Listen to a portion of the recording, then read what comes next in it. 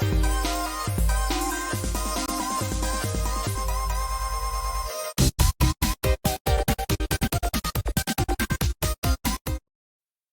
everybody, and welcome to our early comics review video. I'm Andy. I'm Matt. We're here with Infinity Flux Comics out of Chattanooga, Tennessee, and this is our big show where we show you some of the biggest and best books that are releasing this week to your local comic book store, whether that be here at Infinity Flux, at infinityflux.net, or at your local comic book store. Any of those are good options, but make sure to order these while supplies last at infinityflux.net because they will not last long, and there's some pretty big stuff this week to talk about.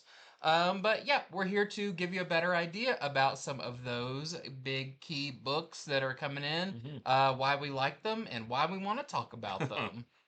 Let's go. Let's go. Let's start. That's a good start. Excelsior. Yeah, so we're going to start with Amazing Spider-Man Venom Death Spiral #1. Now, this is a one-shot that is the kickoff to the entire Death Spiral storyline that's going to be weaving in and out of the Amazing Spider-Man and Venom books for the next few weeks. This is written by Joe Kelly, Al Ewing, and Charles Soule, who are the writers of Amazing Spider-Man, Venom, and Eddie Brock Carnage, and the art is by Jesus Saiz.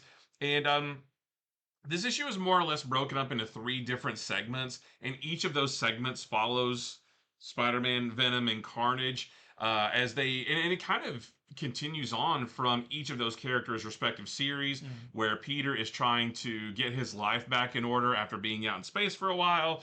Mary Jane is having a conversation with Flash Thompson about her breakup with Paul and just her being Venom and all that kind of stuff.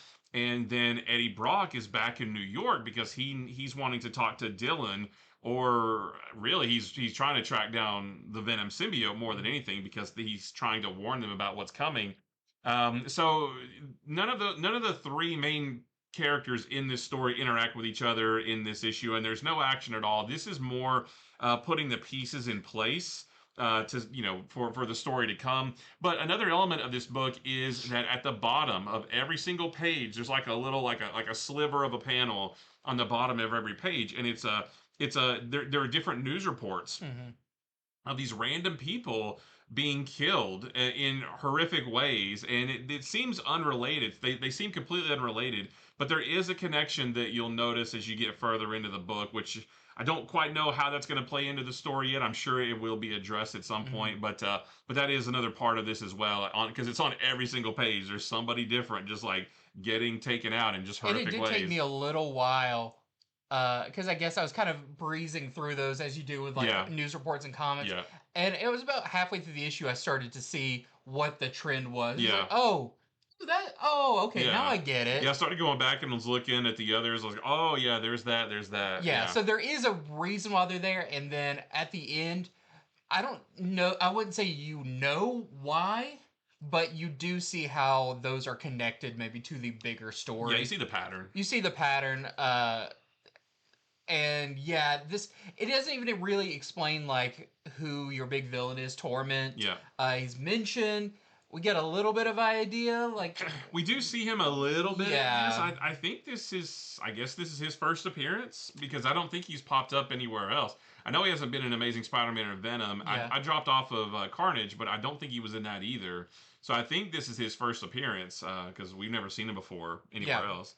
But yeah, I mean, this is the kickoff to the whole thing. I don't really know that you need to read this if you want to read the Death Spiral story, which is not an event. It's confined to the Amazing Spider-Man and the Venom books, and it's not even going to last all that long, just a few weeks, because Amazing Spider-Man is bi-weekly, and then Venom will be in the between those. Yep. So you're pretty much going to get a new part of Death Spiral almost every week, for the next few weeks. But not a crucial issue, I don't think, but it is putting those pieces in place for whatever the story is to come. Yeah, it's like, the status quo, especially if you weren't reading some of the other books. Yeah. You're like, okay, well, like, here's kind of where everybody's head's at. Yeah. And now it seems roughly like they're all in the same city. And now, I guess Amazing Spider-Man is the first...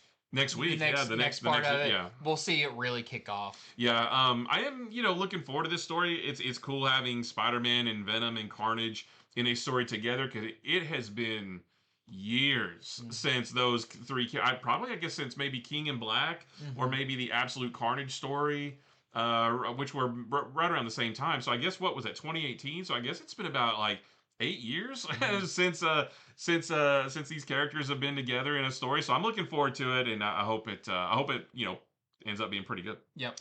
So there is our A cover right there, and we've got a bunch of variants. This is the Stonehouse variant. We have the Raposa variant. This is the Scon variant. And then we have the very awesome Iban Coelho connecting cover. There's going to be 9 covers that look like that all connect together. Then we have the McFarlane Toys variant with one of their nice Spider-Man statues. And then we have the this is the 1 in 25 Raposa Virgin cover that we're selling for $14.99. We have the 1 in 50 Stonehouse Virgin cover that we're selling for $29.99. And we have the 1 in 100 Scon Virgin cover that we're selling for $79.99. Well, staying with Marvel, we've got Punisher #1. The Punisher #1 by Benjamin Percy and the artist by Jose Luis Suarez. This is really cool. And I think it's kind of fun that we're talking about this where I did not read the Punisher Red Band book, but you did, and we can kind of compare notes about this, because this is I wouldn't say it's a continuation of that, but it is the next part in Punisher's grand story. I mean, I think it definitely does follow. It follows it uses some of those same story points. Yeah, it references those. I mean, so in this Frank Castle, and this I almost took this directly from like the opening page where it tells you, but Frank Castle is back in New York, and he's pretty much his own man again after being pretty much mind controlled by Kingpin, which was in that Red Band book. But kind of his return is a mystery, even to himself. But he's holding his old ally Microchip responsible for his part in Frank's manipulation.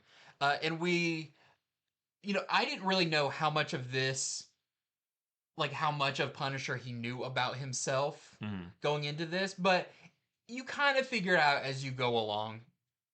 So what is great, and you saw these preview pages if you looked them up, but we start off with a very classic Punisher scene where he's down an alleyway and some punk like pulls a gun on him, and then Punisher opens his trench coat and you realize he's got like an entire armory in his coat. I don't know how that coat's not dragging on the ground from all the metal. What a great page though! Oh my gosh. Yeah, it's a really great page, very classic Punisher.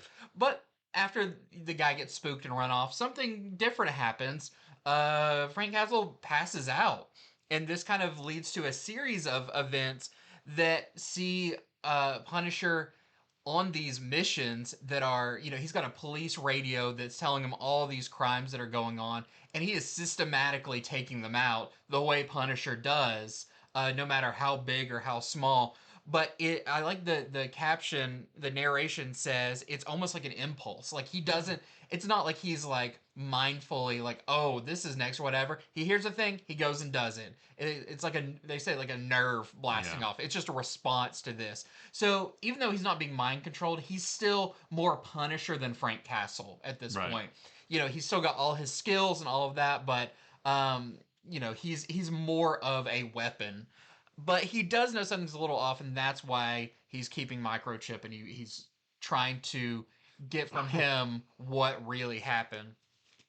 Now, there's also a story point that goes through this where we meet a news anchor or news reporter named Madeline Phipps, who is looking into some of these incidents that happened in the Red Band series.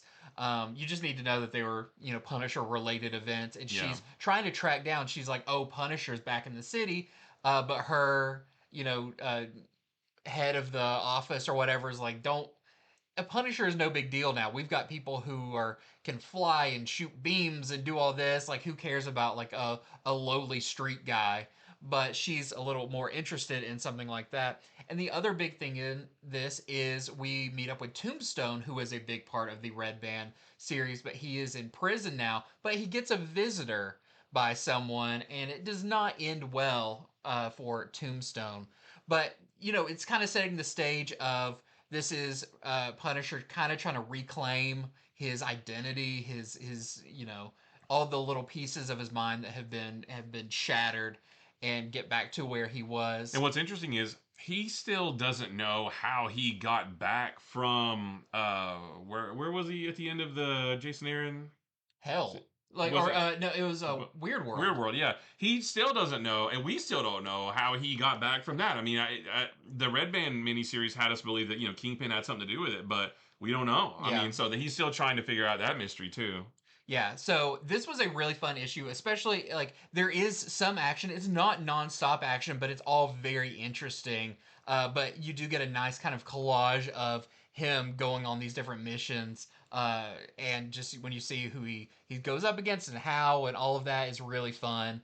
But yeah, this feels like we're back to a very different story, but a classic Punisher. Yeah. This isn't him leading a supernatural group of ninjas. Yeah. This anything like this. This is him in a trench coat, taking justice into his own hands. He's got the black suit, he's got the white skull, he's got the white gloves and the boots, and he's got a bunch of guns. He's even got a van that he drives around. Microchip is part of the story, but not the way he used to be. But that'll probably resolve itself eventually. But yeah, I mean, Frank Castle's back. Like, this is awesome. This is it's been a long time since we've had like a traditional Punisher story, and the artwork in this, holy cow, is amazing. Jose Luis Suarez is the guy who did the last few issues of the previous Daredevil run, and when I saw those back then, I mean, my eyes perked up, and I was like, Marvel needs to give this guy just a ton of money, keep keep him in the bullpen.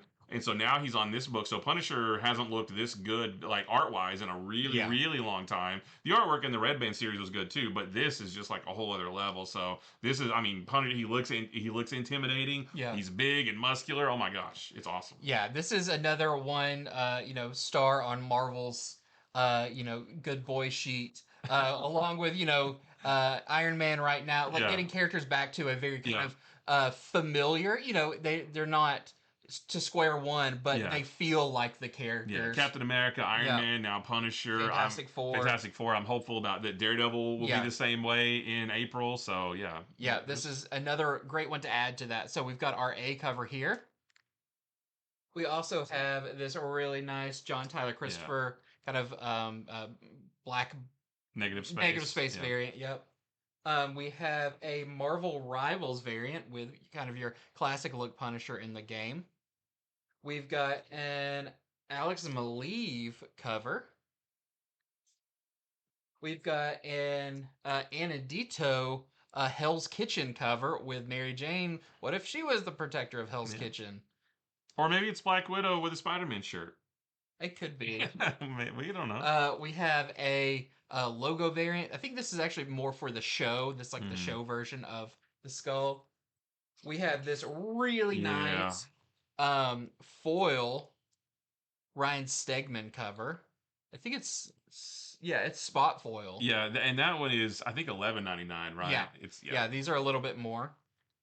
We got a couple incentives as well. So we've got this Philip Tan 1 in 25 selling for $19.99. And then we also have a 1 in 100 virgin version of our main cover, the David Marquez. We're selling for $69.99. Yeah, I was pleasantly not surprised. I was pleasantly happy with this new ongoing Punisher series. Like the start of it, it's great. All right. So next up, we have Absolute Wonder Woman number 17, and this is part 2 of the Season of the Witch storyline, story arc that kicked off last issue. I think this is my pick of the week. We read a ton of books this weekend, and there was a lot of really good ones, but this one I was like a kid in a candy store reading it as turning the pages in this. There's actually not a lot to say about this either, because this issue is so action-packed. It's basically one big fight.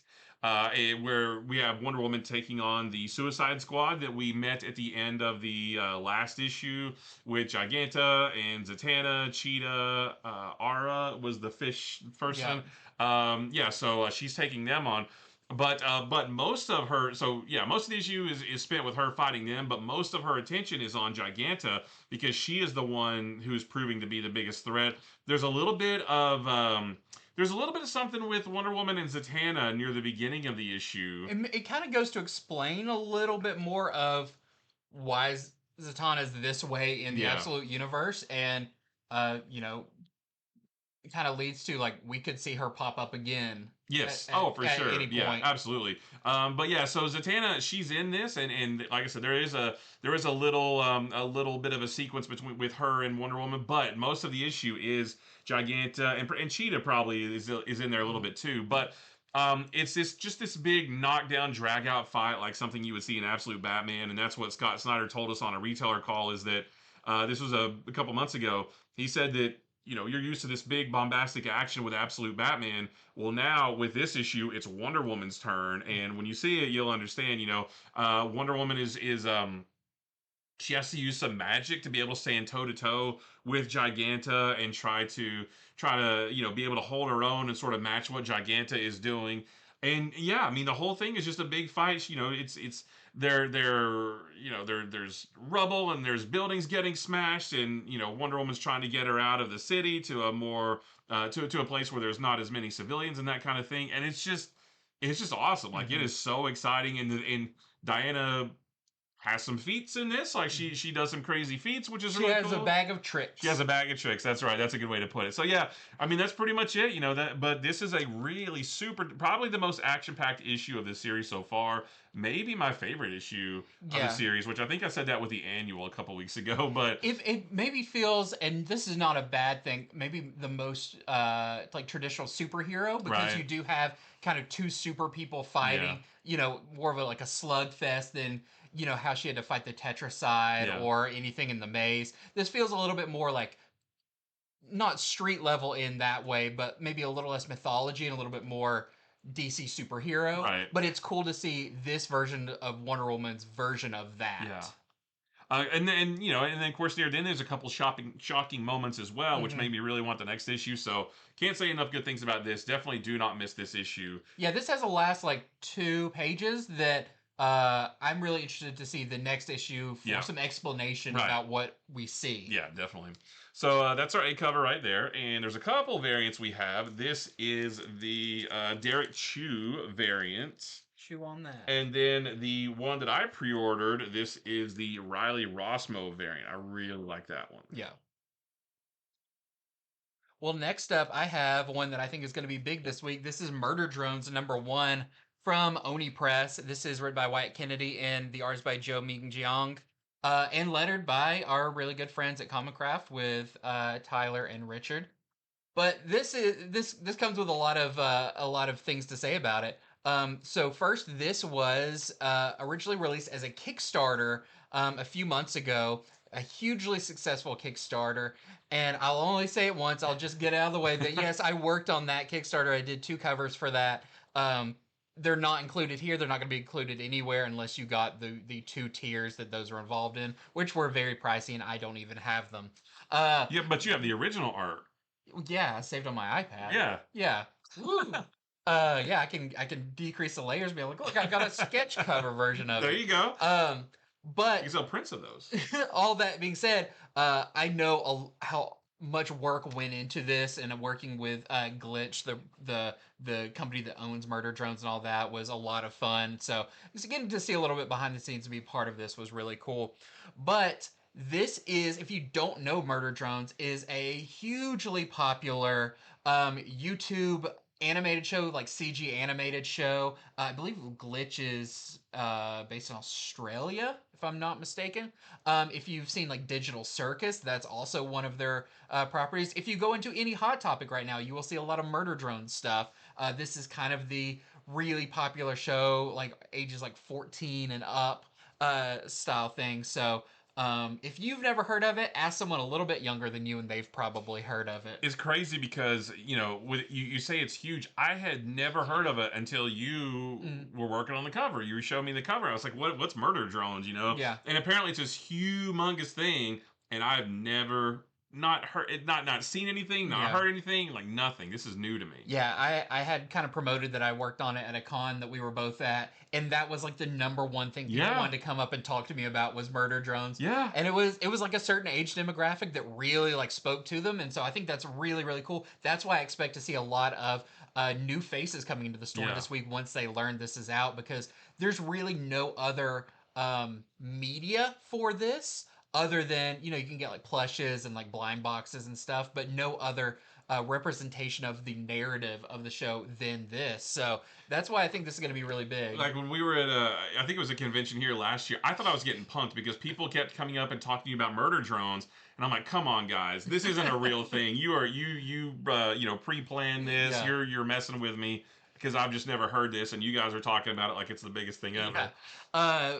So if you don't know what the story is, it's kind of complex. If you watch the show, you'll get it, and if you read this, it does a good job kind of catching you up to speed. But this is an adaptation. This is going to be, I think, 6 issues, and each issue is an adaptation of an episode, which I actually found really helpful to kind of like go at my own pace reading it.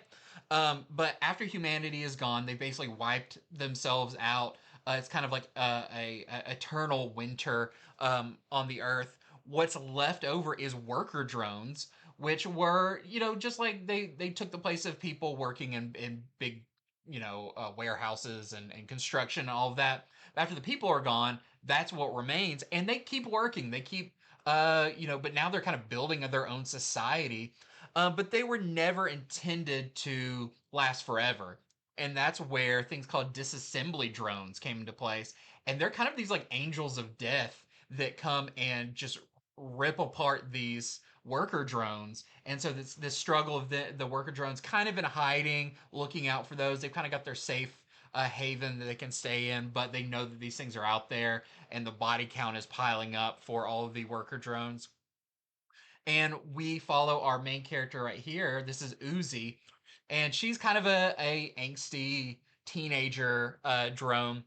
Um, and she is a little bit rebellious. Her dad is the robot that basically builds doors and guards the doors between like the safe zone and the more dangerous area.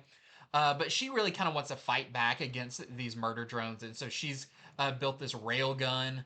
But she needs one more piece for it, as she is showing off at show and tell, which is very dangerous.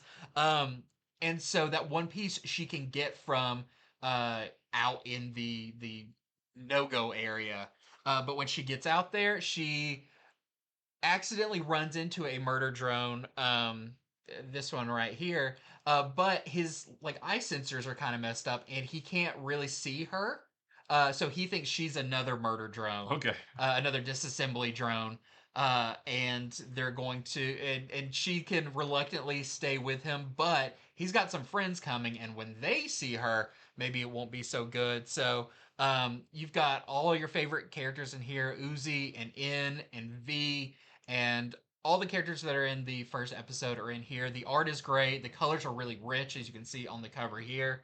There's a nice cover gallery in the back of it. So if you haven't heard about this, just get ready, because you're going to be hearing a lot about this as people are flooding comic book stores and trying to get this. It's going to be very, very popular.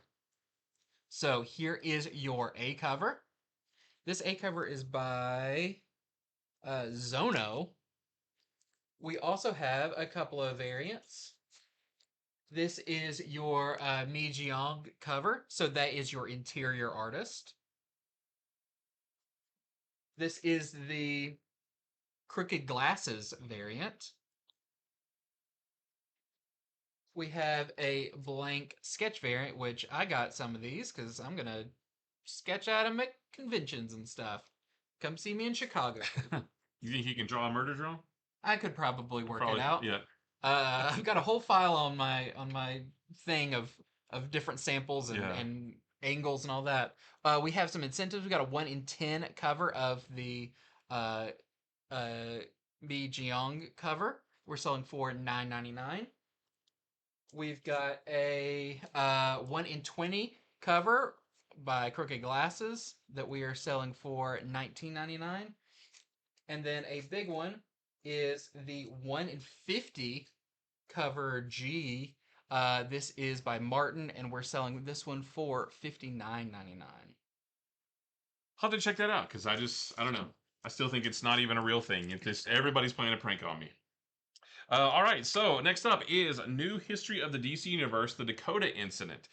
This is a one-shot that is kind of like the New History of the DC Universe 4-issue miniseries that just wrapped up last year. Just the formatting is kind of different. Yeah, it is a little bit different too. So this is written and drawn by a bunch of different people. We have Joseph P. Illidge, Stephanie Williams, Morgan Hampton, and Nicholas Draper Ivey doing the writing. And then for art, we have Valentin Delandro, Carlo Pagulayan, Steven Segovia, Fico Ocio, and Edwin Galman. So there was a lot of talent that came together for this. And yeah, so this is, like I said, this is like the 4-issue miniseries, but it does give us like a textbook knowledge of the characters and the events from the Milestone universe. But instead of it being like just Barry Allen just reading his notes and just narrating things, this is actually told through a story, like a traditional comic book story. Now, this is narrated by a character named Beacon, who is Rocket's son, who I think, just first appeared in an issue of Batman Static Beyond. I thought maybe this was their first appearance, but I think there was maybe like one other book before this where he popped up. And he's in the future and he's fighting this villain, but during this fight, his universe, like it's almost like the typical Crisis type thing where everything goes white. Like his universe is ceasing to exist, so he tries to escape through the time stream so he can figure out that he can survive and try to figure out how to save his world. And so that's kind of the vehicle for telling, tales that happened in the past. And so as he's going back through the time stream, we do see things like, the Big Bang, which is the event that granted a lot of the metahumans in Dakota their powers. We see Raquel Irvin learning about Augustus Freeman and encouraging him to become the hero icon. So we do see those classic moments from Milestone books. But there is one thing that happens in this that is different than what happened in the original books, both from the 90s and from just a few years ago. And that one thing that plays out differently is the reason why Beacon's world started to disappear, and it's the catalyst for everything that happens in the rest of this book. That one event leads the U.S. government to send in the Suicide Squad to Dakota to try to apprehend the metahumans there, and of course, they're not having it. You have like the Blood Syndicates there, Icon, everybody eventually shows up, Static and Icon, everybody. And you have this big fight between the Milestone heroes and the Suicide Squad with Bronze Tiger and Captain Boomerang and classic Suicide Squad. Yeah, like Deadshot. Plus, the military's there as well. So there's this like huge battle in Dakota. And I don't want to tell you what happens with that, but I will say the Justice League does eventually get involved as well. And all of this kind of changes the status quo for the heroes of of Dakota, of the Milestone heroes. It kind of gives them a new status quo that maybe they didn't have in the previous books.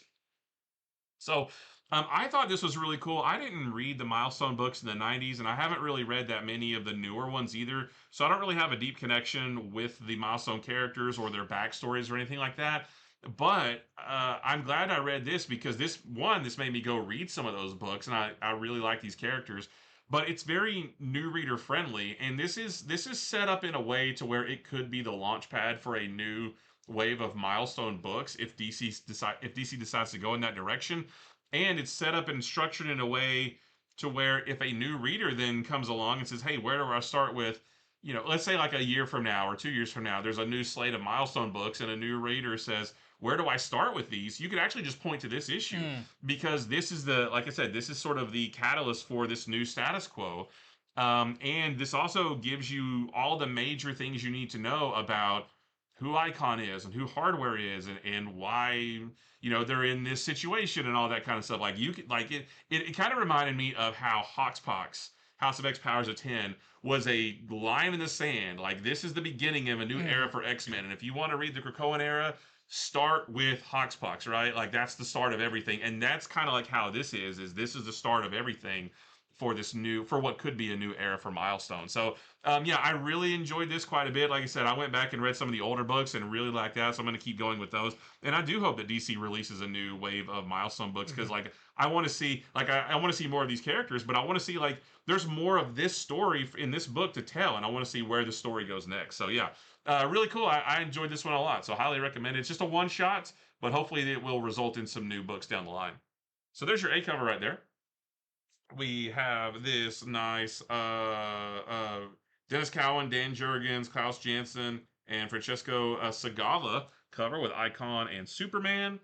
And then we have this Yasmin Putri, this nice homage cover to. Do you know which issue? This I think it's 52 number one. Number one. Okay, yeah. With like had Elongated Man on it and Question. Yeah. It had like Superman's cape. Yeah, wasn't over. Batman's cowl right there? Yeah, Maybe. Yeah. Yeah.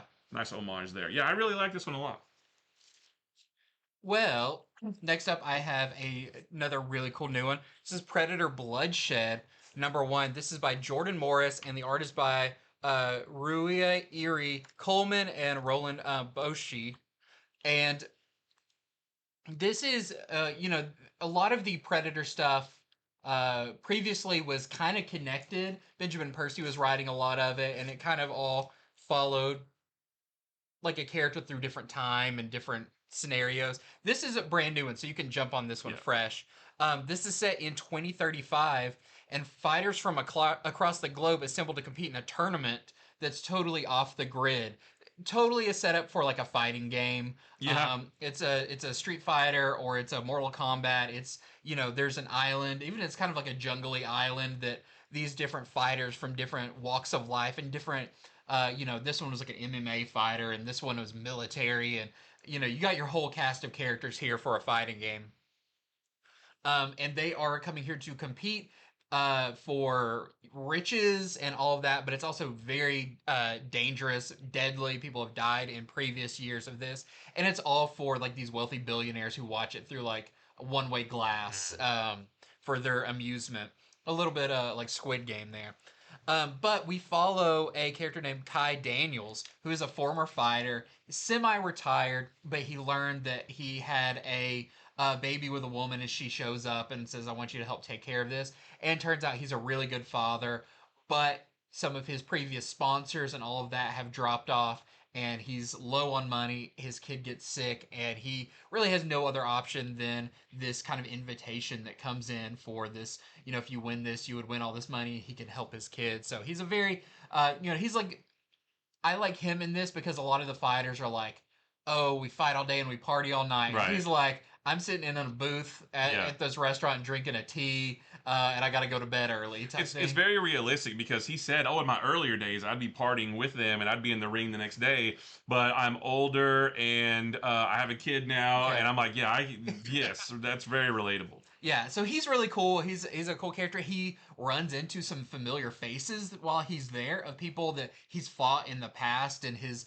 previous career. And so he's kind of got some camaraderie with them. And he meets some new people as well who kind of give him the ropes about this tournament and what it's all about. And because this is in the near future and it's in the, the Predator universe, there's a little bit more advanced technology. So some people are just regular like kickboxers or whatever, but some are cybernetically enhanced to the point of like very dangerous. Like they look like a villain from Batman Beyond or something. Metal like, jaws and metal arms and stuff. Yeah.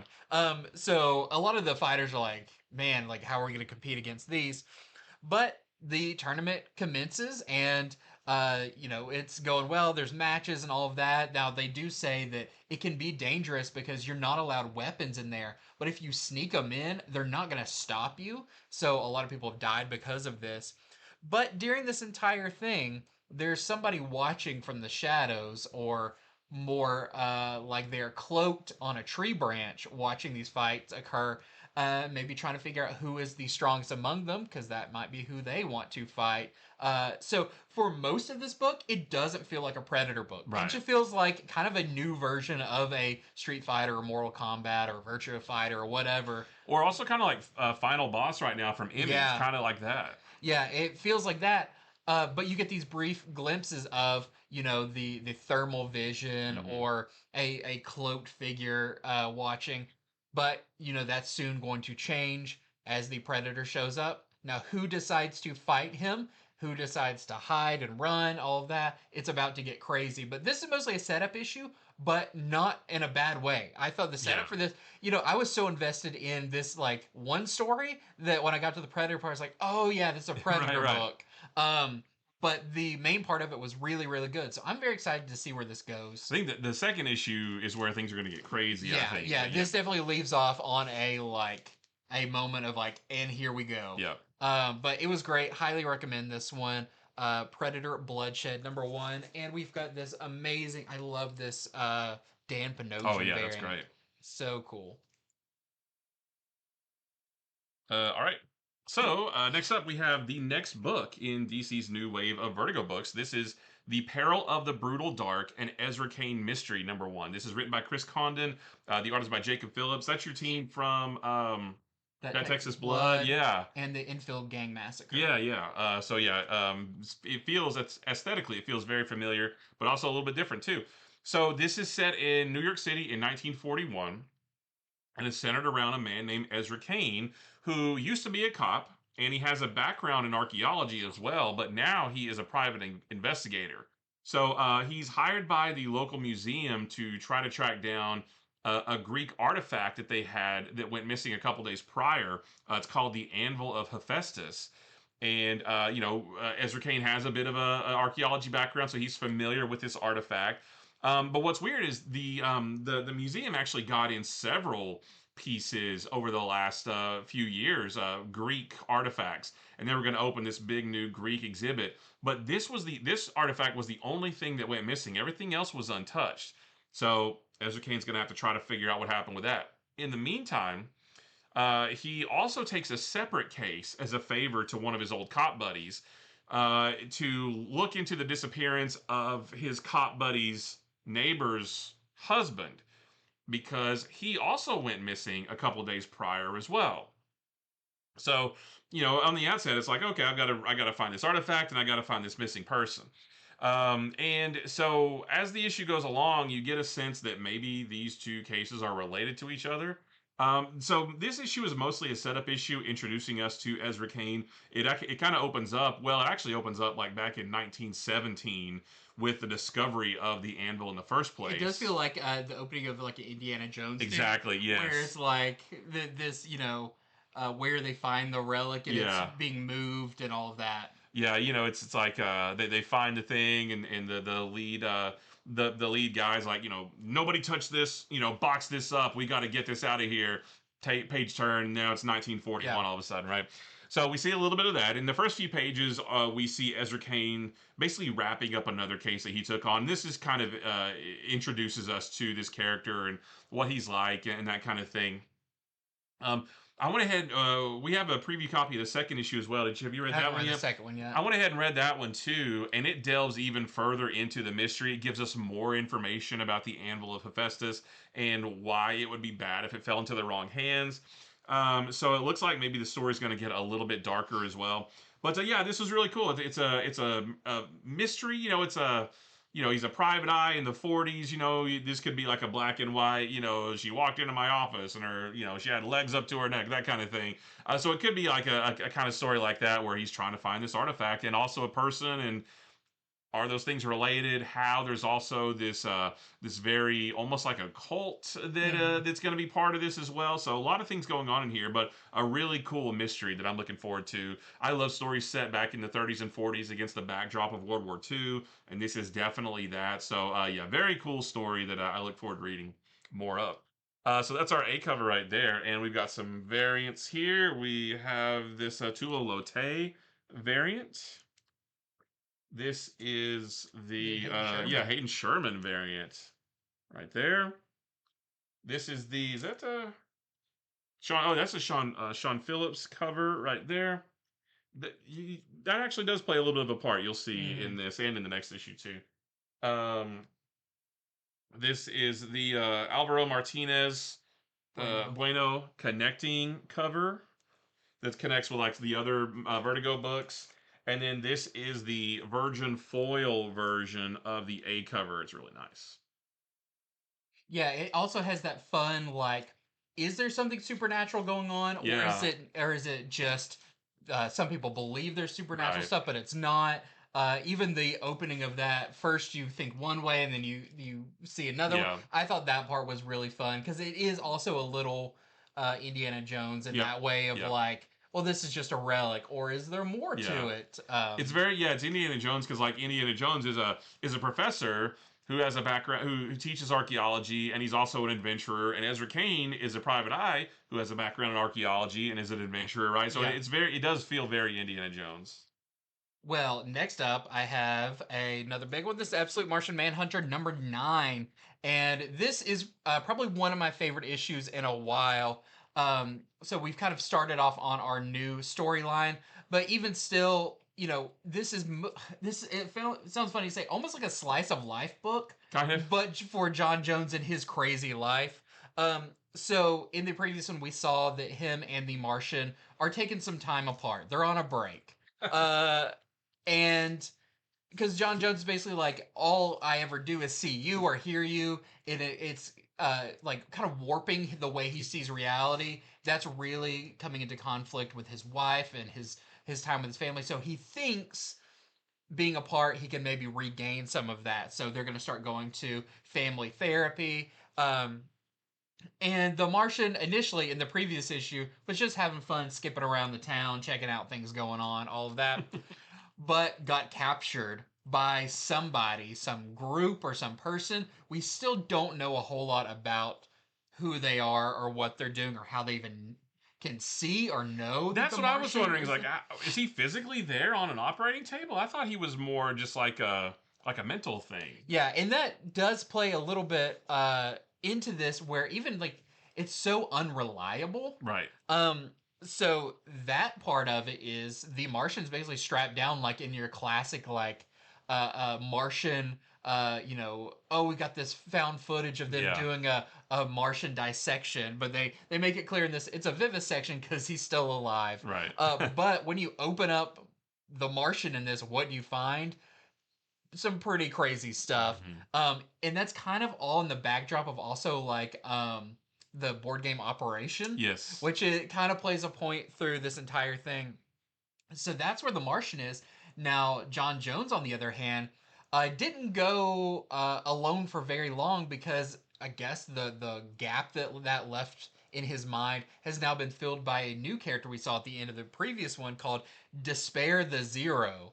And you do find out more about who that is in this, if you are thinking about main DC continuity and the kind of the equivalent there. But this works very similar to the Martian, but their colors are more greens and purples. They're darker. They're more pessimistic. They kind of put bad thoughts in John Jones's head, but they still are kind of like palling around with them like the Martian did previously. But John has, at first he's going to investigate to try to find the Martian, and he's going back to previous people he spoke with, asking if they've had any dreams of like a green man or whatever.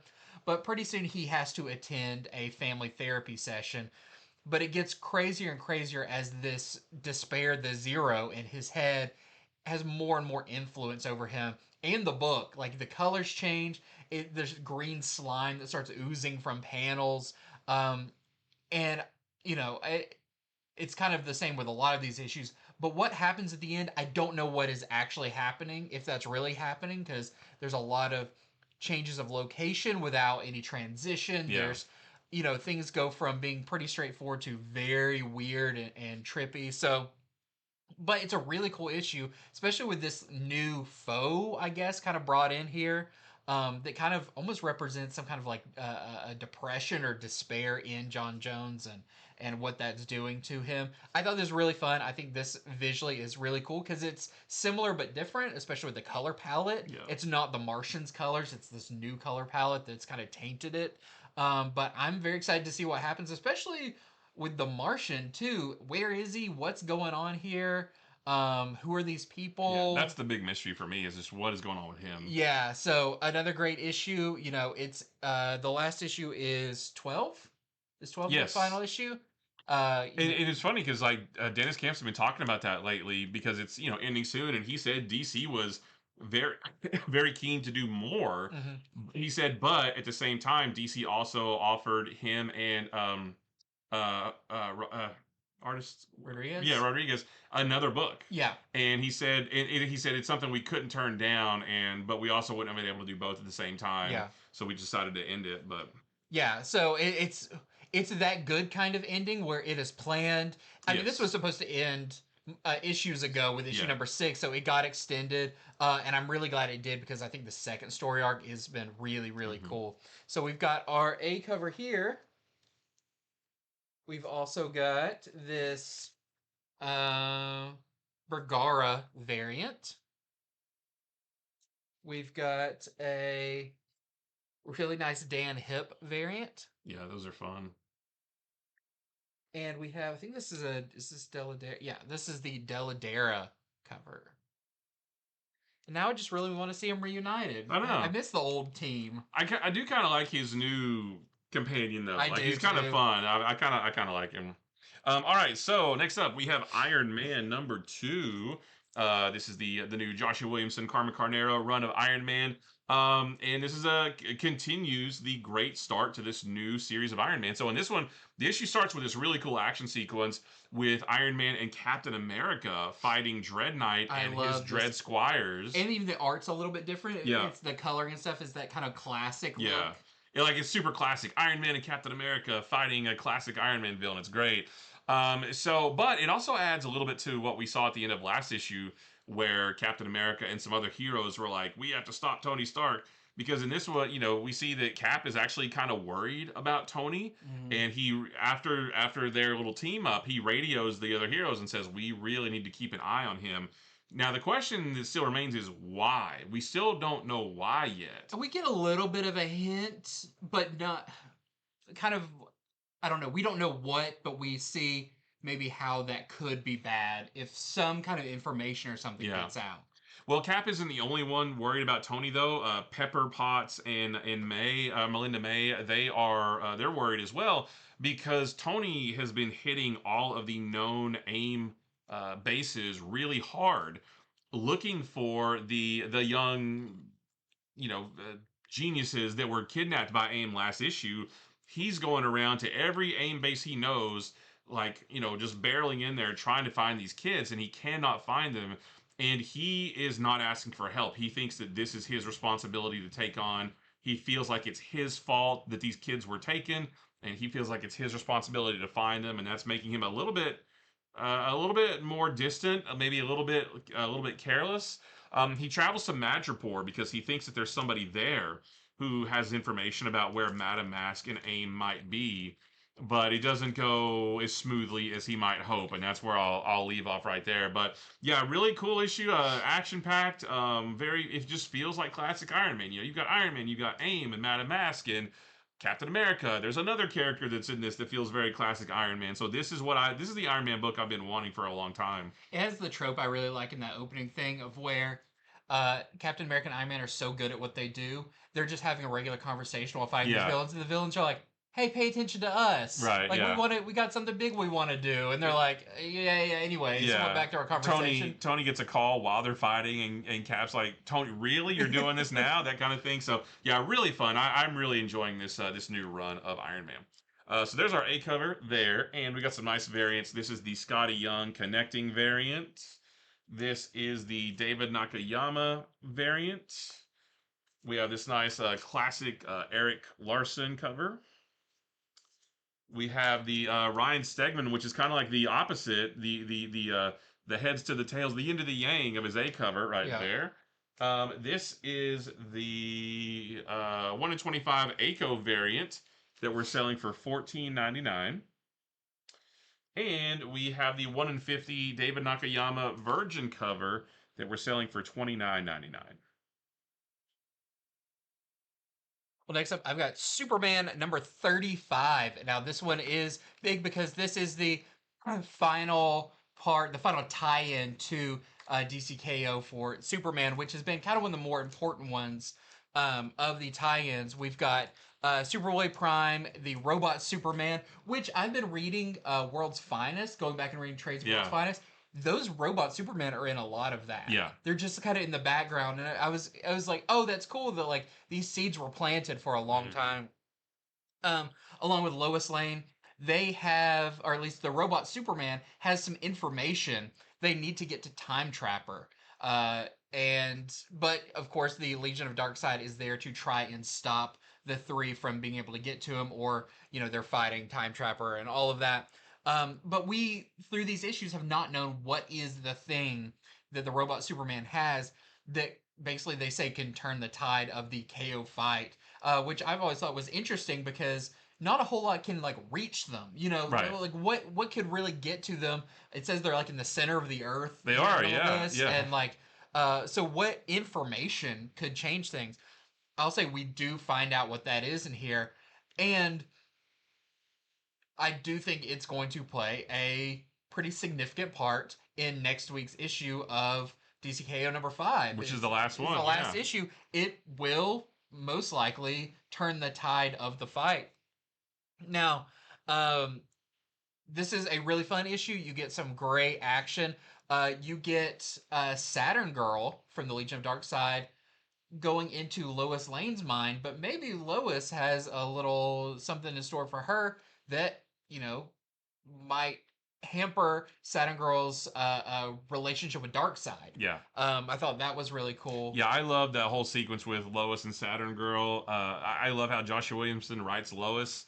And yeah, I think that little sequence could have an effect on this whole thing too. Yeah, and another really cool part, this kind of has a post-credit scene that sets up the next big story in Superman, where we know we've got the Reign of the Superboy story coming, that involves Superboy Prime and how he's going to be the main Superman in the book for a little while. So this was great. Eddie Barrows on art. Yeah, look great. Looks Yeah. great. Some great action. This has maybe what could be one of the most significant tie-ins with the next issue of DCKO. It might have one of those moments where if you read 5 without reading this, you may be like, "Where did that come from?" Yeah, The answer is here. unless they address it in number 5, Yeah, give you a little I'm bit sure of a they recap, will, but this is like one of those, like, if you want to see the full story of Yeah, how this yeah. happened, you read this. Yeah, I But think this is my number 2 pick of the week behind Absolute Wonder Woman. I thought this was fantastic. yeah, this was so much fun. It's a Superman book without main Superman, Yeah. and it still works. So there is your A cover. We have a Chrissy Zulo Valentine's Day cover. We've got this Rod Rice cover. And we have this Gilliam March cover as well, which is, I believe, a connecting. Well, in keeping with the DCKO tie-ins, because this week is the last week of tie-ins, because the whole thing ends next week. Yep. So this is Justice League Unlimited number 16. Kind of wrapping up the story they've been telling here. This one hasn't been as crucial to the main event, but it's been showing us a lot of what's going on the surface while all the heroes are in the center of the earth. So the battle in Oklahoma City that's been going on for a couple issues, it rages on. The villains there are still trying to collect souls for Neron, who's down in hell. But of course, the heroes, like you got Kid Flash, you've got Dr. Occult, you've got the new heroes that Dan Mora created, like those guys are there. So all those guys are standing in their way. But we also take a journey down into hell where Neron has captured Mr. Terrific. And we find out why. The end of the last issue, we found out there was a traitor in Mr. Terrific's Terrific 10. And in this issue, we do find out why that traitor is a traitor. We find out why they did the things that they did. Can't really talk about this one too much without spoiling everything, because this is the end of this whole big arc of Justice League Unlimited. But it's really cool. Like I said, I don't think it'll have much of an impact on the main story, but it's still a really cool story. Dan Moore's artwork, the great in this, the colors are amazing. So yeah, if you just want to, if you've been reading this, you want to see what happens. Does Mr. Terrific get out of hell? What happens to the other heroes? And what's gonna happen with everybody left on the planet as it is getting more and more like a new apocalypse? Then that's all in this. So there's your A cover right there, and we got some variants for this too. This is the Bruno Redondo cover. This is the Kathy Kwan cover. Kathy, right? Yeah, Kathy Kwan. This is the John Jane cover. That one's crazy good. I love this. Yeah, one. is this the Dan Hip? Yeah. Dan Hip. Like I want a book of that. I want him and Vibe to have like a dance off. fight? Yeah. And then this is the really fun Chrissy Zulo. What do they call these? Just like Valentine's Day. Yeah, like Valentine's Day card. Yeah, or something. these are great.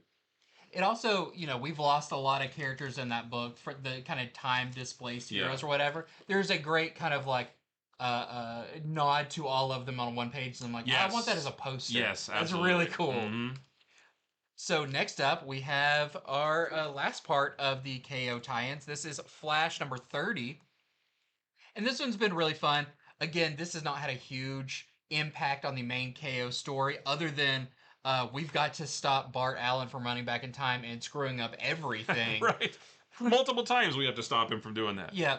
But in this, he is heading to kind of the most pivotal part in DC's history is Crisis on Infinite Earths, where Barry Allen died, sacrificing himself, fighting the Anti-Monitor, all of that. Bart is going back to there thinking, I can take Barry's place and, maybe rewrite all of this so none of this ever happened.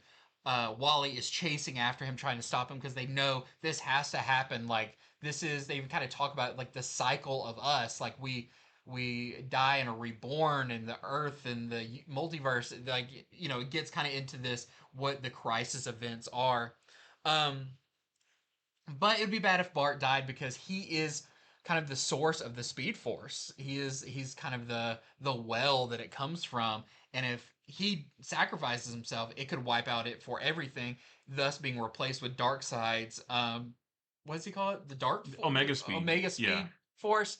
So it would be replaced with that. What's fun in this is you see the Legion of Darkseid talking to Darkseid of that time. So he's a little more the square, dumpy looking Darkseid. Like the superpowers. Darkseid is what I think of. So that all is really fun. You've got some great stuff with Max Mercury in here, who also has a really good moment with the rest of the family. There's a great moment that is a scene from Crisis on Infinite Earths, but you kind of see it from a different angle. Just really fun, and I think one of the best final couple of pages that are kind of reflecting on this whole series and what it all means, and some nods and stuff to some really cool stuff. So really great last part of this. The next issue is going to be our new kickoff with our new creative team on the book, which I guess is that next month? Yeah, I believe so. March. Yeah. That's going to be great. Can't wait for that. But this has been a blast so far. So yeah, not a huge game changer for the DCKO, but still a great story running alongside that. So there's your A cover for that. I like this one a lot. This is your Daniel Bayliss cover. We've got the Legion of Darkseid and Impulse and Wally. And this is your Ramon Perez cover. This may be the last issue you have to see that Wally costume. That it is. So much. Next issue, Wally gets his classic red costume back. He just peels the piping. Oh man, that. I hope so. Well, I like the red better. Yeah, I really hope so. All right, so we also have a new book from Mad Cave. Sorry, let me slide this thing over here real quick. Yeah, so this is a new series from Mad Cave called Is Ted Okay? This is the first issue. It's written and drawn by Dave Chisholm. And it's about this guy, Ted. He is this isolated, paranoid, introverted guy. He works for this mega corporation. I didn't write down the name of the corporation, but he works for this giant corporation that's owned by the world's first trillionaire. He suffers from night terrors. While he's at work, he obsessively draws the same picture over and over again. He listens to the same music, the same one song over and over again. And he doesn't talk to anybody except for this stray cat that's outside of his workplace. So that's one character. There's another character in this book. Her name is Sarah. She is new to the city, and her job, she works for the same giant corporation. But her job is to remotely spy on Ted to make sure that he doesn't hurt himself or anyone else. And apparently he's not the only one that's getting spied on. It's like a whole department of people whose job is to watch the other people in this other department to make sure that they're okay and to make sure that they're doing what they should be doing, all that kind of stuff. Sounds like Severance. Well, that's what the solicitation said. They said it's like Severance mixed with Akira, kind of. Okay. So when I read the solicitation, I thought, okay, he's in his cubicle, he's being monitored, but she doesn't just spy on him at work. She somehow can see what he's doing every minute of every day, no matter where he is. And I don't know, it's like, is there like a little floating camera? Like, does he know he's being watched? But yeah, I mean, she's able to watch him at 2 in the morning. She's able to watch him sleep. She's able to see that he has these night terrors, that kind of thing. Um, so she's watching him, and she's becoming concerned because Ted is growing increasingly erratic. And yeah, so Sarah like tries to report that up the ladder and say, "Hey, I think something's going on." But she's repeatedly told from the higher ups at the company, "Oh no, he's fine. His work is great. He has great attendance. He's good. Don't worry about him." Yeah, so they just kind of brush it off. And so she then tries to help him herself directly, and she only makes things way worse. And yeah, we'll leave it at that. So yeah, cool new. The ending gets pretty weird. So there's a lot of story to tell, but yeah, cool new one from Mad Cave. So that's our A cover, and so we are already sold out of the A covers. Like this one is already spoken for. And we have a couple. I think we have two left of these Christian Ward covers, or at least we did before we started recording this. So if you do want to check this out, hop on the website right now and see if there's any left. Yeah, act fast because these will be gone probably in the next couple days. Well, next up, I have our next installment in the Universal Monsters book. Even though I think the Phantom of the Opera is one that he's still kind of just a dude. Yeah, he's not really a monster, but kind of has the trappings of one. Yeah. So this is Phantom of the Opera #1 by Tyler Boss, and the art is by Martin Simmons. Martin Simmons is your artist on Department of Truth. And I remember them talking about this, that this is not an exact adaptation of Phantom of the Opera. This is kind of a retelling, but with their own flavors and Yeah. stuff added to it. Yeah, it didn't sound like from this elicitation when we talked about it on Comics from the Future. It didn't sound like it was the normal Phantom of the Opera story. It sounded different. Yeah, no, it's still set back in a very like Victorian time or Dickensian or whatever you want to say. And I'm not super familiar with the beat for beat original Phantom of the Opera story, whether the novel or the play or anything, the opera, but it did still have a lot of those same feels to it. So in this, it begins with a woman who, they're on stage, there's a big crowd, everything. And when the lights go up, you think she's hitting a high note, but actually she is hanging there. Oh. She has died. Something has happened on stage. Immediately, someone runs out and is like, okay, no one can leave the auditorium. We've got to figure out what happened here. Who's the suspect? And then you follow this investigator as he is going around to different members of the crew and the actors and just different people trying to get their different ideas about it. And one of the suspects is the understudy for this woman that died, who, she even says, like, I do, I would be the prime suspect. Like, I want that part. Wouldn't it be easy for me just to take her out and then I get to play this part? But things start getting worse and worse in the theater as they're trying to uncover what's happening here. All the while, one of the actors is getting some coaching from a almost disembodied voice about breathing while they're singing and all of this. And, we can pretty much assume that we have a phantom to thank for that. This was good. This is, it is, what it is. It's very, not action packed or anything. It is pretty wordy as the investigator's going around and he finds out that he might have ties to someone in the cast. And the art, if you know Martin Simmons' art, can be sometimes a little hard to follow or figure out, exactly who's talking. But it definitely does have a feel to it that is very suitable for a story like this, especially the grand, the theater room and stuff looks really, really cool. So if you are a fan of the original story, maybe give it a try and see if you like this kind of revamped version of it. It's not like it's modernized or anything. It's just, not telling the beat for beat original story. There is your A cover. We've got this is the cover B. It doesn't say. It is the Joshua Middleton cover. We also have this one, I think this is a 1 in 10 Citria cover that we're selling for $7.99. And then there is a one. I think this is a 1 in 25 black and white Middleton that we're selling for at 19.99. All right, next up, we've got Ultimates number 21. We are getting ever closer to the end of the Ultimates as we get closer to the end of the Ultimate Universe. So this issue there's a lot of narration in this because it's kind of set up. At least the first half of the issue is kind of it's kind of set up like the Ultimates handbook. Like there's a cover to a book on the beginning page, and this handbook kind of talks about how to fight the man, how to fight the people in charge, and then what to do afterwards. How to, the first things you got to do, take care of the civilians and make sure everybody's okay, and you got to establish communications, that kind of stuff after you defeat the power, right?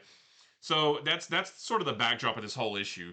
But we do get some really good action in this one too. We actually do get the names and powers of some of the new heroes on Luke Cage's Avengers team, which I liked because over the last couple issues, they've just been like random characters in the background. They've just been like characters. There's a guy whose head is on fire, and there's all these colorful costumes and stuff. But we finally get names and powers to some of those, which makes them feel a little bit more real. And it's cool because some of them are familiar, but they didn't necessarily take up the name that you expect them to Right, take. yeah. So it's cool that we got these new characters, and then the universe ends in 3 months, right? But most of the issue is this big fight between Luke Cage's Avengers team and some of the Maker's goons down in Atlanta. They actually fight a group. Well, I won't. I'll leave that part out. I was going to tell you the name of the group. It's actually kind of familiar, but I'll let you read that. But just when things are looking up for Luke Cage's team, some other adversaries arrive and they make things a lot more challenging, and maybe not everybody makes it out. So yeah, the very action-packed issue of the Ultimates. We're getting more information. I mean, it really is. It doesn't explicitly talk about Ultimate Endgame and that kind of thing, but this is what's going on. It's almost like DCKO. This is what's going on the surface, while some of the other heroes are inside the dome. They really are fighting back against the Maker and the Maker's Council. Like everything is out in the open now, and they're trying to take control of the world, basically. Or that sounds but not in a bad way. Like retake control of the world. Yeah, Take control back. right. So that's your A cover right there, and this is the one I pre-ordered. This is the really cool Inhyuk Lee. We do learn this character's name and what they can do. I forgot what. Oh yeah, I remember what it is. Yeah, so that character's pretty neat. And then we have this 1 in 25 David Marquez cover that we're selling for $14.99. I guess that just goes to like the other point of like it's sad this is ending because I want to see some of these characters more. I would like to see them interact and all that, and it just feels like we might not have time for that. Which just leads me to think that, when Dennis Camp was writing this originally, he wasn't prepared. He wasn't writing this knowing that there's only 3 issues left. Yeah. I feel like if he had known, it would have gone completely different. Well, next up, I have one that I really enjoyed. This is Disney Villains Ursula, #1. This is by Sherry L. Smith, and the art is by Gabrielle Bagnoli. And this is set before The Little Mermaid. And this follows what begins with the idea that the world of the Little Mermaid, the seas are ruled by 7 witches. They ruled the different 7 seas, and Ursula is one of them. But she's got these sisters, and they don't all look like her. Like one is like this giant weird crab and all this stuff. It's really cool, and they should be super powerful. And so people come to them, like some of the mer people, and give tithe. It's almost like a sacrifice. They sacrifice their young beautiful people, like we saw in The Little Mermaid, and they shrivel up to like these little little sea worms that they're constantly shrieking and everything. It's very dark, but some of the people are very willing to give their lives to these sea witches. But one of the witch sisters gets attacked by a mysterious somebody. Is actually they don't die necessarily. They might be, but it looks like they get turned to like bronze or stone or something. And Ursula finds out about this, and it's basically like, if you come at one of us, you come at all of us. I'm gonna go tell my other Sea Witch siblings. And we find out that maybe some of them don't care that this happened. Maybe this is a new territory they can take over. And now Ursula is going to take it upon herself to solve this mystery and get revenge on whoever did this. I thought the art was really cool in this. I thought the story was really interesting. I like this very like mythology based grandiose thing about these witches. My note was this feels like a straight to video Disney movie, Okay. but in the time period where they were really good, like Return Oh, of yeah. Jafar or Prince of Thieves, like that, where sometimes those are just as good as the main movies. It kind of felt like that, so I would have loved to have seen this like on VHS back Yeah. in the Oh, yeah. '90s. But yeah, this was really good, and I only have the A cover to show here, but this is the A cover is by Mirka and Dolfo. Nice. All right, next up, we've got a new one from IDW. Yeah, this is The Rocketeer, The Island, #1. This is written by John Layman. The art is by Jacob Edgar. This is based on a story by Dave Stevens, the creator of The Rocketeer. And in this one, the U.S. government hires Cliff Secord to take part in a mission to find Amelia Earhart, who went missing a year earlier. And Cliff is a big fan of Amelia Earhart and has actually met her a couple times, so he absolutely agrees to that. Most of this issue, though, is setting up that story and seeing Cliff travel to her last known location, which takes a couple of weeks by boat. So while they're on this journey, they're trying to figure out, where she may have landed, what may have happened, that kind of thing. To jetpack across the ocean. No. He does fly around a little bit in the Rocketeer pack, but no, he doesn't try to go the whole way on his own. But what's really cool about this book, and I don't know, I was surprised by this. I don't know if everybody else knows, but there are some other public domain characters in this from back in the 30s and 40s that act as supporting characters. They're not just like throwaway cameos. There are other characters who you will recognize on the boat with him and actually play a part in this story as well, which I actually thought was really cool. So, yeah, not a lot of action in this yet. Again, it's mostly Cliff and his companions traveling to where they're going to search for Amelia Earhart, but it's a really cool story. There's a little bit of action here and there. There's a rescue and there's a nice opening sequence, that kind of thing. But yeah, a really cool new Rocketeer story that is it's a lot of fun. So there's our A cover right there. We got some nice variants. This is the Dave Stevens variant. This is the Sean Gordon Murphy variant. We have a blank sketch variant. And we have this 1 in 25 Elizabeth Beals cover that we're selling for $24.99.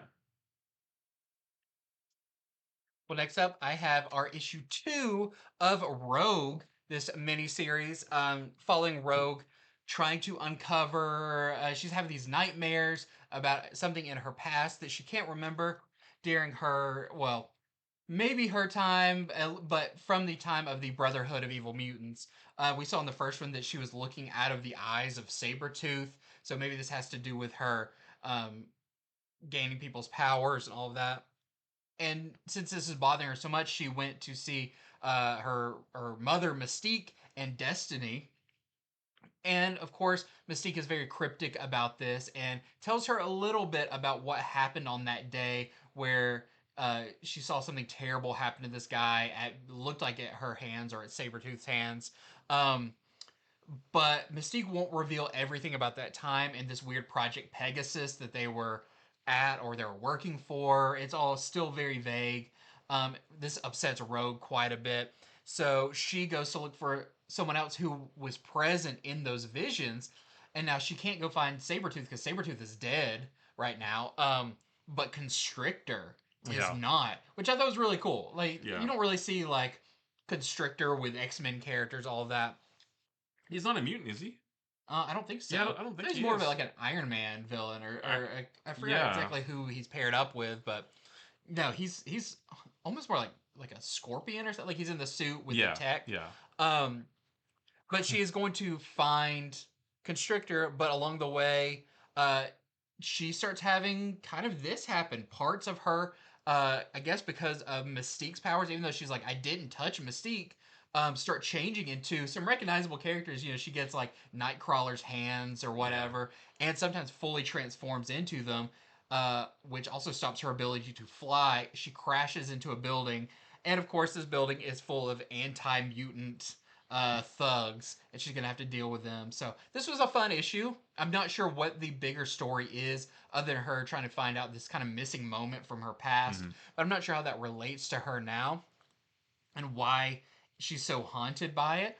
But I've enjoyed it. There's a lot of great action in here, especially when she's fighting against these people, but parts of her body are changing. So, she gets Colossus's arm and then like throws a big crate at them, and that part's really cool.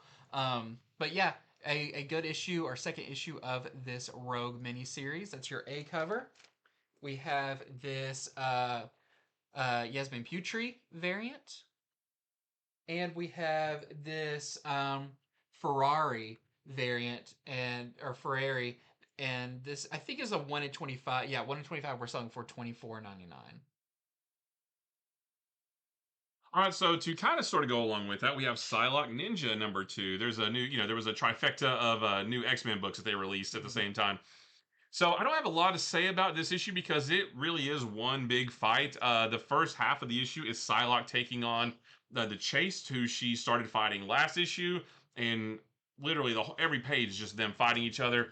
But the second half of the book is her fighting Elektra. That's not a spoiler because she's on the cover. But yeah, and that's a really cool. Like Psylocke realizes I can't handle her. Like she's way too she's overpowering me. And partly because Elektra is possessed by the Beast, who the hand kind of worships the Beast, and the Beast is possessing Elektra at that point in time.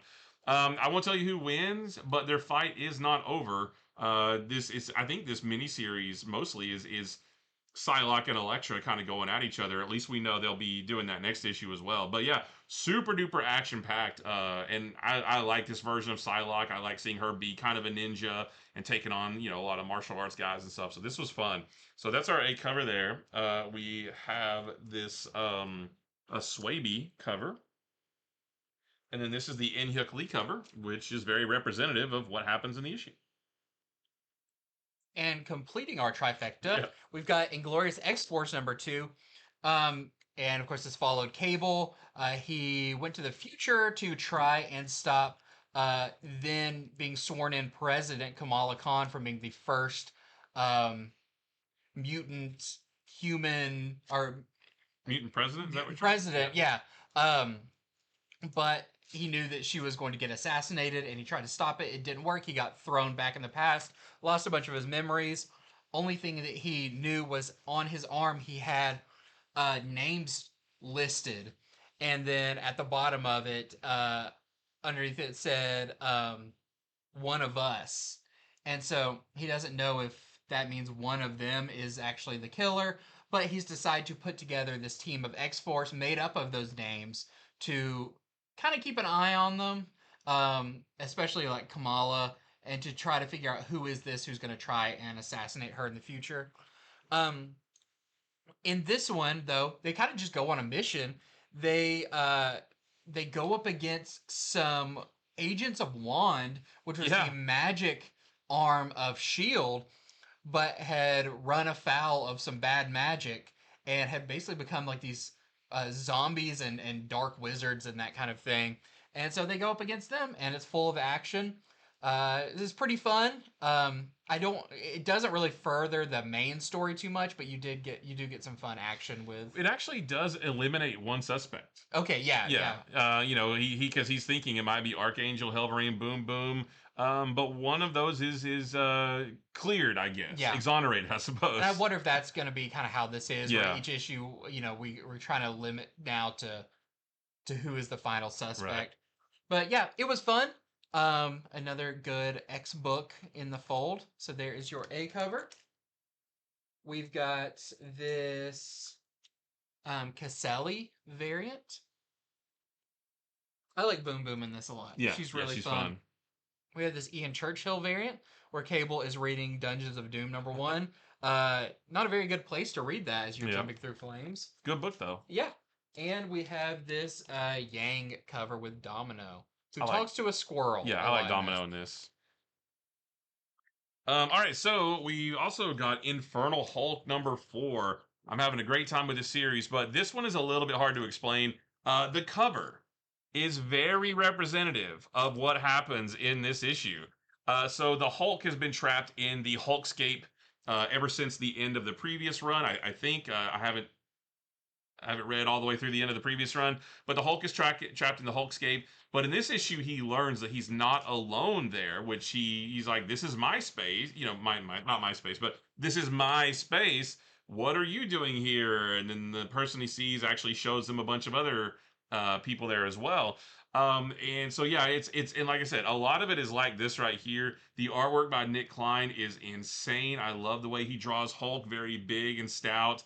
And yeah, I mean, it's just like, I can't really explain any more than that. But yes, that cover is a lot of what this issue is like, and it's awesome. So that's our A cover right there. We have this Inendito variant. This is one of the Hell's Kitchen variants. This is the Tony Daniel variant. And then we have the 1 in 25 Mike McCone variant that we're selling for $19.99. Well, next up, we've got our Speed Force round, some books that we still want to show off, but we're going to go through a little bit quicker. And I will kick it off with Voyeur number 4. This has still been a fantastic series. I love this. This is my favorite Ignition Press book. Mine too. Fantastic art. I'll say this is the spiciest issue yet, not for young eyes whatsoever. And in this, Rook and Madeline prepare for the biggest heist yet.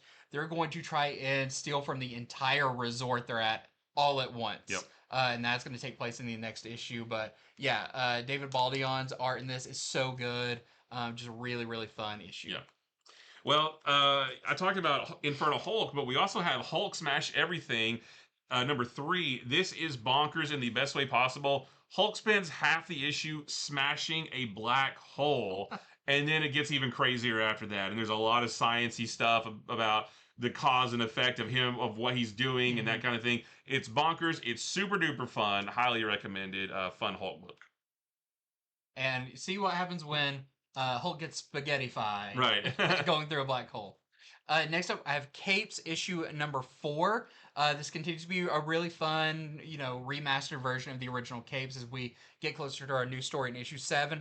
In this one, Capes is under new management after what happened in the previous storyline, and Chronodial, the big threat that they've been worried about, finally reappears. So really fun. We've got this great Ryan Otley A cover, and I do have a couple of variants for this one to show because we've got this really nice Englert variant, and that's your new leader of Capes here. But what happens when he holds his friend's ashes? You'll have to read to find out.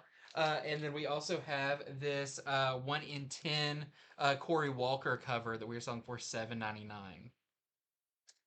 I've got Thor number 7, or Mortal Thor number 7, if that's what you want to call it. And this cover is also very representative of what happens in this issue. I think this is actually my number 3 pick of the week behind Absolute Wonder Woman and Superman.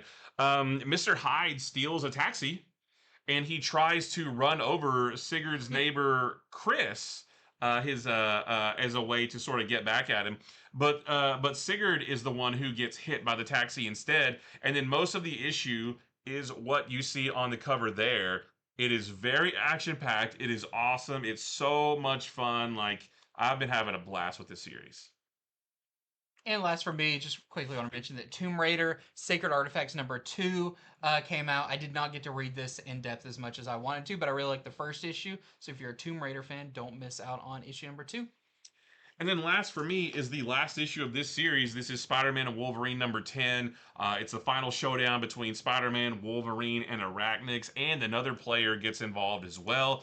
I really wish this weren't ending. I feel like this could be for Marvel what Batman Superman World's Finest is for DC. Just like classic stories, don't have to connect to anything else. So it's a bummer that it's ending, but it's very action-packed, insane artwork. I hope we get something else like this in the future. Well, that is it for our early comics review video. Thank you so much for watching. Head over to infinityflux.net right now where you can order these books while supplies last. Like we said, stuff is already selling out while we're doing the show, right before the show, but we still want to talk about it because if you shop at a different store, maybe they still have a couple of copies and you want to know more about it. But if you shop with us, make sure infinityflux.net. Go ahead and order your books, whether you pick them up in store, which you can do on Wednesday after you get them online. You don't have to worry about running here really early to try to find them. Or, if you shop elsewhere or you're not local, we ship and those will ship off so you can get them, new releases this week as well. So, big show this week. Really, really fun. Some great books. Yep. Let us know in the comments what your favorite one is, or which one you're most excited for. What your pull list looks like this week. Always love seeing stuff like that. Make sure to like and subscribe so you don't miss any of our videos. And stay tuned for our video coming up on Wednesday. We're going over some of the early comics you can pre-order by this weekend. But until then, see ya.